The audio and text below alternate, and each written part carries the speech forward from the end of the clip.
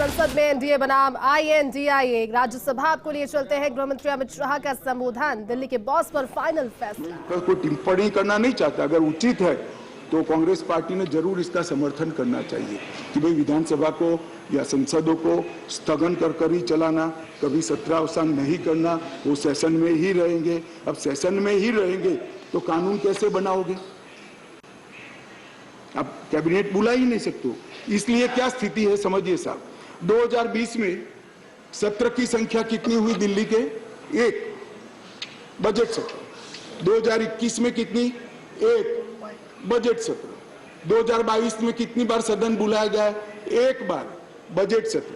2023 में कितनी बार सदन बुलाया गया? 1 बार बजट सत्र। उसके अलावा असेंबली की जरूरत ही नहीं है। इसके अलावा मान्यवर असेंबली की जरूरत ही नहीं है। ये किस तरह से असेंबली चला रहे हैं मान्यवर? कैबिनेट के अधिकारी की दुहाई दे रहे हैं। 2022 में 6 कैबिनेट बैठक सिर्फ हुई है, 1 साल में सिर्फ 6। इसमें से 3 बजट रिलेटेड है और 3 एक बिजली कंपनी को सहायता करने के लिए बुलाई गई, बाकी एक भी कैबिनेट नहीं बुलाई। मान्यवर 2023 में सिर्फ 2 ही कैबिनेट बुलाई गई और दोनों बजट के कामकाज के लिए बुलाई। अब आप क्या भैया कैबिनेट का दुहाई देते हो, क्या अधिकार का दुहाई देते हो? ना कैबिनेट मिलती है, ना सदन मिलता है और हमें डेमोक्रेसी पढ़ाते हो भाई। ऐसा कभी नहीं होता भाई। ये जो कहते हैं ना कि क्या विशेष हुआ था, इसलिए मैं समझाता हूं मान्यवर क्या विशेष। मान्यवर IRTS, AIIMS, Delhi metro, IIT Delhi, UR जैसे ढेर सारे योजनाओं का क्लियरेंस न मिलने के कारण ये इंस्टीट्यूशन और ये डेवलपमेंटल काम दिल्ली की जनता को नहीं मिल पा रहे हैं। वो राजनीतिक रूप से रोक कर बैठे हैं। 5G टेक्नोलॉजी लाने का रास्ता मोदी जी सुगम करना चाहते थे। हमारे अश्विनी भाई बार बार पत्र लिखते हैं, 2016 से झगड़ा चल रहा है मगर इस पर कार्यवाही नहीं करी और ट्रांसफर पोस्टिंग के लिए इनको सुप्रीम कोर्ट में जाने का समय है, मगर 5G टेक्नोलॉजी को इंस्टॉल करने के लिए जो सहायता चाहिए भारत सरकार को, वो करने का समय नहीं है। माननीय अध्यक्ष जी, मैं इसलिए कहता हूं कि कुछ परिस्थितियां ऐसी होती है जिसको अलग दृष्टिकोण से देखना पड़ता है। दिल्ली के अंदर 91 से 2015 तक यही व्यवस्था, इसी तरह से ट्रांसफर पोस्टिंग होती थी मान्यवर, और कोई कानून या कोई नियम बनाने की जरूरत नहीं पड़ती। मान्यवर, मैं फिर से एक बार सदन का ध्यान आकृष्ट करना चाहता हूं। कुछ सदन के सदस्यों ने कहा कि ये बिल संविधान सम्मत नहीं है और संविधान के अधिकारों को ये बिल कानून के द्वारा संविधान सुधारने का प्रयास है। मान्यवर, मैं इनका ध्यान दिलाना चाहता हूं कि अध्यादेश और बिल के अंदर थोड़ा फर्क। अध्यादेश के अंदर धारा 3A है जो बताती थी कि दिल्ली विधानसभा को एंट्री 41 यानी सेवा मामलों पर कानून नहीं बना पाएगी, ये अध्यादेश के अंदर। फिर हमने इसको ध्यान से बारीकी से अध्ययन किया, काफी लोगों की राय भी ली और लगा कि ये एकदम वायोलेशन तो नहीं है संविधान का, मगर ग्रे एरिया है। इसलिए जो मैं बिल लेकर आया हूं, विधेयक लेकर आया हूं, इसमें धारा 3A को भारत सरकार ने ही हटा लिया है, इसलिए वायोलेशन का क्वेश्चन डज नॉट अराइज। धारा 3A को हमने हटा लिया है, अध्यादेश से हटाकर बिल में धारा 3A को नहीं डाला गया है। अब दिल्ली की विधानसभा को भी सेवा में कानून बनाने का अधिकार है, आप बना सकते हो, मगर केंद्र का कानून अभी जो बना है इससे कॉन्ट्राडिक्टरी कानून नहीं बना सकते हो, इतना ही है। माननीय अध्यक्ष जी, एक मैंने कह दिया, अगर 239AB एक बहुत बड़ी चर्चा चली कि मंत्रियों के अधिकार अफसरों को दे दिए गए। कैबिनेट के अंदर अफसर कैबिनेट नोट भेजेंगे। तो माननीय अध्यक्ष जी, मैं तो 2 सरकारों में रहा हूं, गुजरात सरकार में रहा हूं और अभी मोदी जी के नेतृत्व में भारत सरकार में काम रखा। कभी मैंने as a minister cabinet note sign नहीं किया, फाइल साइन की है, मगर कैबिनेट नोट तो सेक्रेटरी ही भेजते हैं। शायद आप लोगों के राज्य में मंत्री की सिग्नेचर से जाती है तो मुझे मालूम नहीं है। अगर कोई ऐसा दूसरा राज्य है तो भी बताना चाहिए सदन को। माननीय अध्यक्ष जी, मैं खंडवार जवाब देना नहीं चाहते, इतना ही कहना चाहता हूं कि 45A 45(1) को जो उद्धृत कर सब लोग बोल रहे थे, इसमें मैं इतना ही कहना चाहता हूं कि इसमें दिए गए सारे प्रावधान ट्रांजैक्शन ऑफ बिजनेस रूल 1993 में पहले से मौजूद है, 93 से है, जो कांग्रेस पार्टी लेकर आई है। हम कुछ नया नहीं लाए, मगर वो रूल्स को मानते नहीं थे, इसलिए रूल्स को एक्ट का हिस्सा बनाया गया है। 93 से रूल्स के हिसाब से दिल्ली चलती है, फुल स्टॉप कॉमा का फर्क नहीं है साहब इसमें। ट्रांजैक्शन ऑफ बिजनेस रूल 1993 जो है, जो कांग्रेस पार्टी ने बनाए थे, उसको ही हम एक्ट में आमेज किए हैं और इसलिए करने पड़े हैं कि कैसी सरकार चुनकर आई जो रूल्स को मानती नहीं है, इसलिए एक्ट में डालना पड़ा। मान्यवर, ये सारे अधिकार जो है, अधिकारों का बंटवारा है, कार्य विभाजन है और कार्य पद्धति है, ये सारी की सारी कांग्रेस पार्टी ने बनाई हुई है।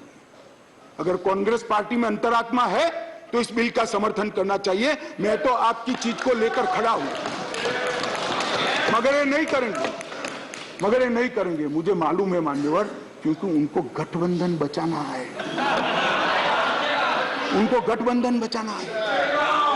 मान्यवर, मैं आपको बताना चाहता हूं, ये आप पार्टी का जन्म ही कांग्रेस का विरोध कर हुआ।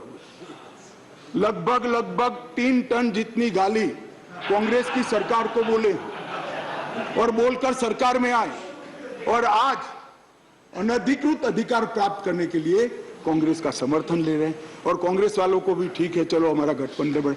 भाई, मैं बताना चाहता हूं खड़गे साहब, जैसे ही आज शाम को ये बिल खत्म हुआ, पारित हुआ, केजरीवाल जी पलट जाएंगे, ठेंगा दिखाएंगे और कुछ नहीं होने वाला। तो उनका लक्ष्य हम नहीं है, कांग्रेस पार्टी है।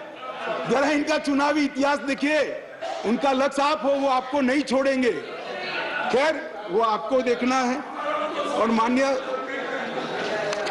माननीय अध्यक्ष जी, ये सारे लोग सिद्धांतों की मुझे दुहाई दे रहे थे।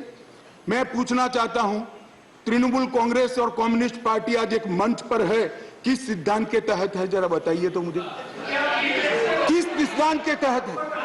पूरा जीवन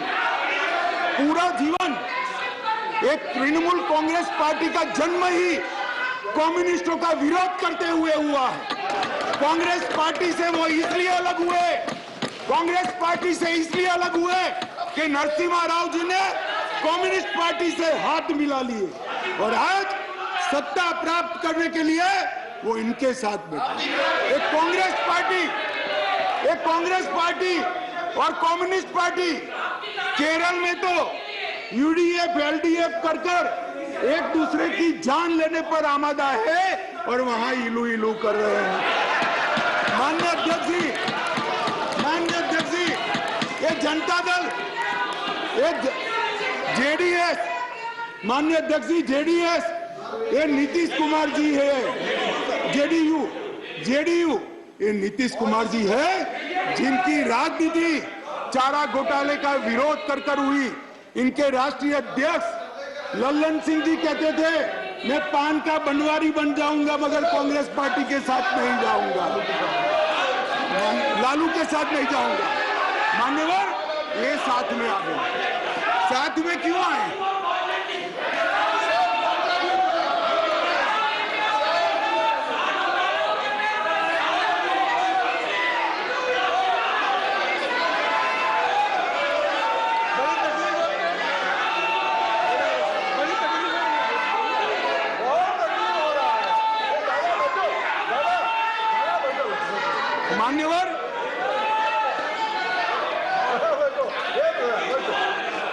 मान्यवर, ये साथ में क्यों आए हैं? ये साथ में इसलिए आए हैं कि उनको भरोसा है कि अकेले कुछ हो नहीं सकता, इकट्ठा हो जाओ तो कुछ तो कर पाएंगे। मगर मैं आज बताना चाहता हूं मान्यवर, और 5-10 लोगों को जोड़ दो, कुछ नहीं होने वाला है। 24 मई में फिर से नरेंद्र मोदी प्रधानमंत्री। मान्यवर,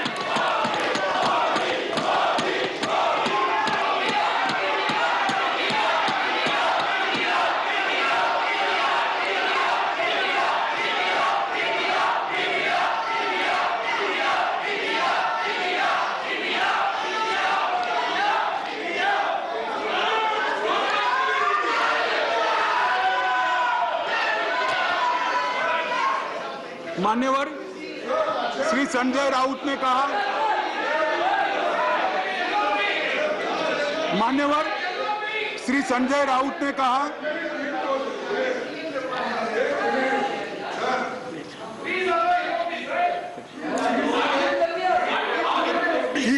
I know, but just take it. Don't get agitated, sir. We will have a good transactional business. Yes, lead of the question. Your point of order, sir. देखिए, जरा मुझे 2 मिनट चांस दीजिए बस। देखिए शाह साहब, उन्होंने ऑर्डिनेंस पे बोल रहे हैं, ठीक है, लेकिन ऑर्डिनेंस को छोड़ के वो हमारे इमरजेंसी से लेकर और अब तक जो आगे 2024 में, अरे भाई तो सब आधे कांग्रेस के है इसमें, आधे कांग्रेस में है। देखिए आप भी सब आप भी थे। तो सर मेरा एक ही निवेदन है कि शाह साहब अच्छे भाषा में बोलते हैं, हिंदी में अच्छा, जैसा अंग्रेजी में हार्वर्ड को उन्होंने बोले कि अच्छे शब्दों में ऐसा वैसा ही वो भी हिंदी में बहुत अच्छे तरीके से व्याकरणबद्ध हिंदी बोल रहे हैं, ठीक है। लेकिन क्या बोल रहे हैं कि 2024 के इलेक्शन को वो संदेश दे रहे हैं यहाँ से कि हम जीतेंगे। मान्य खड़गे जी, और अपोजिशन का पूरा मान्य खड़गे जी, अपोजिशन के टीका टिप्पणी कर रहे हैं। आप अपने विषय पे बोलिए। मान्य खड़गे जी, आप डिबेट में करीब पूरे समय रहे हैं। डिबेट में आप करीब पूरे समय रहे हैं, पर कुछ समय आप नहीं थे। मैं आपको कह सकता हूं कि आप रिकॉर्ड को देखिए, सभी सदस्यगण ने अपने भाषणों के अंदर जो आयाम अपनाया है उसका रिस्पॉन्स है। ये नहीं, ये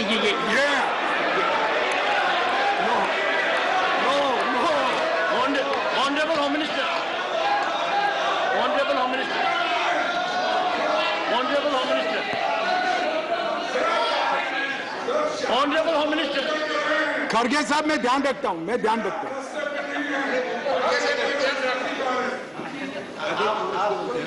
माननीय मैं खड़गे जी का बैठ जाओ। मान्यवर मैं खड़गे जी का धन्यवाद करता हूं। उन्होंने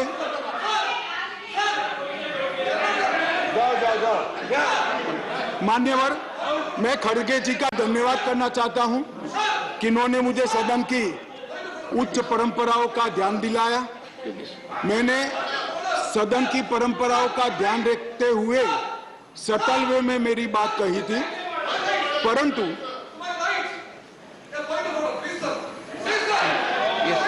मान्यवर मैंने सटल वे में ही करी थी।